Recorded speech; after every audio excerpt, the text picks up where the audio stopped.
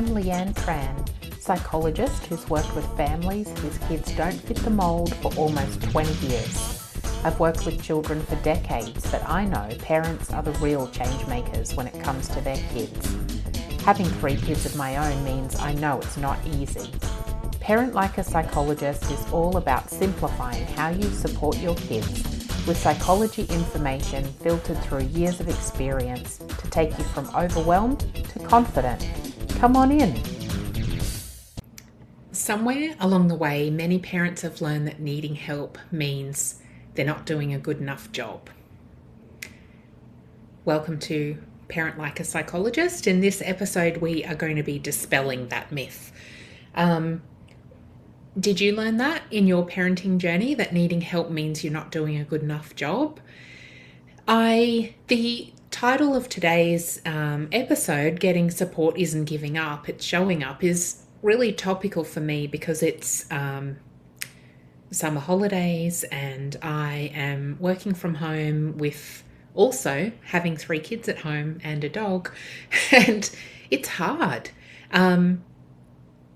And I need help when I'm doing this stuff. And I too fall for this toxic kind of thought about needing help means I'm not doing a good enough job. And so an example is if my kid has something on with another family, I feel like I need to do that drop off myself, even though my friend is saying, I can pick your child up, it's no big deal. I feel this internal pressure of like that if I need help, I'm not doing a good enough of a job.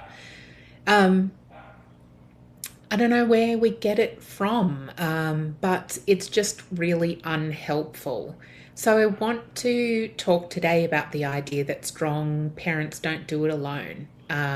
They get help. We get help. So I think it's a myth that we should be coping by ourselves. Traditionally as humans, we used to live in different settings where we would be around extended family or community a little more. We're a bit more isolated these days. And so traditionally people would help other people out. And I think by moving away from that in these, living as nuclear families, and even for families who are separated, there's even more pressure, I think, sometimes to do it all alone without seeking help. And it's just not helpful to us in terms of how we function as people and humans. And then, how we function as people has a really big impact on the well-being of our kids. And so the stronger and more emotionally together and stable we can be, the better off our kids are. And so if that comes from us, if that stability and strength comes from asking for help, I think we've really got to do it. I think let's think about help as well as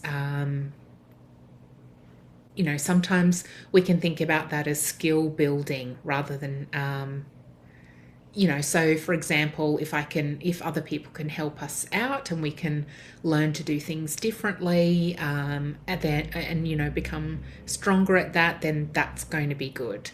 If it's going to give us more energy that we need to then use to be patient with our kids, to help them with things, then that's good as well. An example for that is that I've have this, self-judgment about doing these latest few podcast episodes where they're a lot shorter than usual. And it's because that's what I have the capacity for at the moment when I'm trying to do this at home in the pockets of time that my 3 kids and the dog are leaving me alone. And so sometimes we need to shift our expectations about things, and that's how it still lets us show up. And so for me, to make it a bit easier means that then it's the difference between being able to do an episode or not do an episode. If for you getting help means the difference being able to meet your child's need or not meet their need, then you've got to get the help. We've got to stop judging ourselves and holding ourselves to a standard that's just not helpful and not healthy.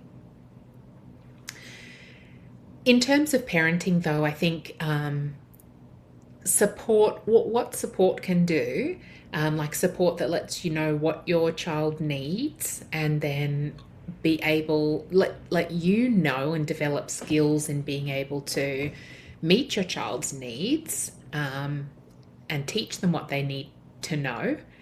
It helps you create a calmer environment, and that's good for you and that's good for your kids. It helps you be a lot clearer about what's important and what's not important. Or also what step is going to be right for your child and what's not right for your child. And that's good for you, and is also good for your kid as well. And it can also help you feel a lot more confident. So even if, you seek some help, and for example, you talk to me or do one of my programs, and then most of the things you're doing are great, then you'll be more confident, and that helps you and that helps your child as well. So we really don't need to do it all alone. And I think the key thing I want to get across here is that getting support is not just about helping your child, it's about changing the whole system around it. So if getting support helps you feel better and more confident or more informed, then that also helps your child. And even if it just gives you the clarity and confidence to know that you're all on the right track, that helps your child. All of these things can, and I guess really what I'm saying too is that so many times we will give our child the help they need. We'll bend over backwards to give our kids what they need, but we don't do the same for ourselves. And what I want to say is that by helping ourselves, that actually has a really big impact on the well-being of our child. So it's reframing as by getting that support, it helps all of us. And it's valid and important to help ourselves and not just help our kids. So my question for you here is, what would change for you if you saw getting support as a strength and not as a failure?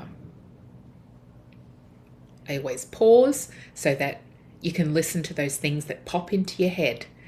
So the question again is, what would change for you if you saw getting support as strength, not as failure? I think support isn't about fixing your child, but it's about understanding your family and helping your family to function more calmly and confidently. And the calmer the family is, the better off your child will be. So it's not about fixing you or your child. And sometimes, like in this podcast episode today, I'm not necessarily talking about, I'm not giving you information about your kid or whatever, but it's in terms of, it's a way of changing how you think about things. And if, that can actually help your whole family be calmer and more confident as well. So it's not about fixing you or changing you, or fixing your kid or changing your kid. But if you can see things in a little bit of a different light, then that can bring that calmness and reduce the stress that then ends up being beneficial to everybody. So going back to the beginning where I was talking about how things have changed over the years in terms of the support we get from extended family and community, we're never meant to do this alone. You weren't meant to figure it out all by yourself. Parenting is easier when you feel supported and understood, especially for neurodivergent kids kids who seem to be a bit different to most kids around them. So it's easier when you feel supported and understood and guided, and that's allowed. You're allowed to get help.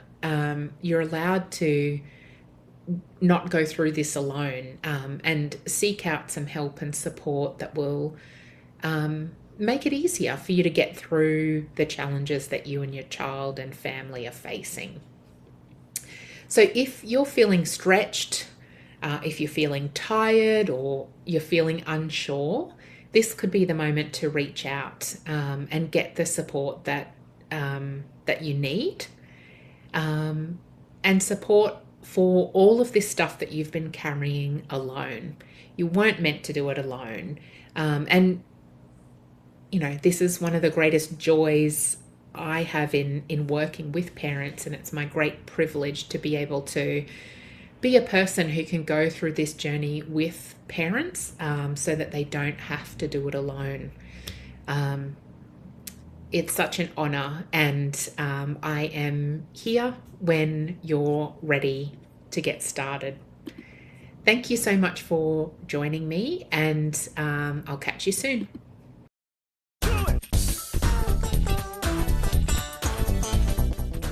Thanks for listening to this episode of Parent Like a Psychologist. If you found it helpful, please share on Instagram so other parents can benefit too, and tag me at Leanne Psychology so that I can say a big thank you. Head over to leannetran.com.au to join the village for bite-sized psychology tips straight to your inbox. I really hope this podcast has brought a new perspective and you a step closer towards a calm parent and a thriving child. Have a delightful day.